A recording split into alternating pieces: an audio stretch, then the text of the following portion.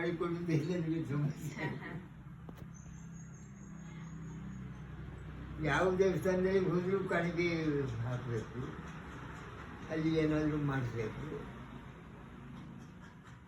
ಒಂದು ಸರ್ತಿ ನಮ್ಮ ಪಾರ್ಟಿಯವರೆಲ್ಲ ತಾಜ್ ಮಹಲಿಗೆ ಹೋಯಿತು. ತಾಜ್ ಮಹಲಿಗೆ ಹೋದ ಕೂಡಲೇ ತಾಜ್ ಮಹಲ್ನಲ್ಲಿ ಕೆಳಗೆ ಶಹಜಹಾನದ್ದು ಗೋರಿ ಉಂಟು. ಅಲ್ಲಿಗೆ ಹೋಗುವಾಗ ಮೊದಲೇ ಹೇಳಿದ್ದಾರೆ ಇವ್ರ ಹತ್ರ, ನೀವು ಅಲ್ಲಿ ಎಲ್ಲೋ ಕಾಣಿಕೆ ಹಾಕಬೇಡಿ,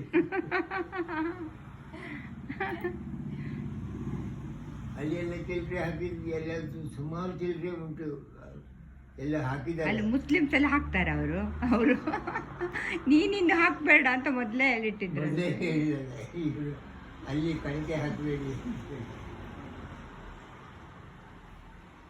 ಎಲ್ಲ ಕಡೆಗೆ ಹೋದಾಗ ಇಲ್ಲಿ ಏನಾದರೂ ಕಾಣಿಕೆ ಹಾಕಿ ಸೇವೆಯನ್ನು ಕೊಡಬೇಕು.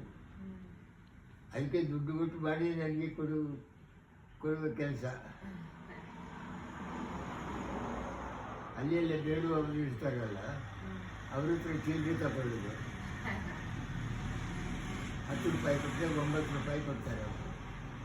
9 ರೂಪಾಯಿ ಚಿಲ್ಲರೆ. ಅದು ಬೇಡುವರ ಹತ್ರ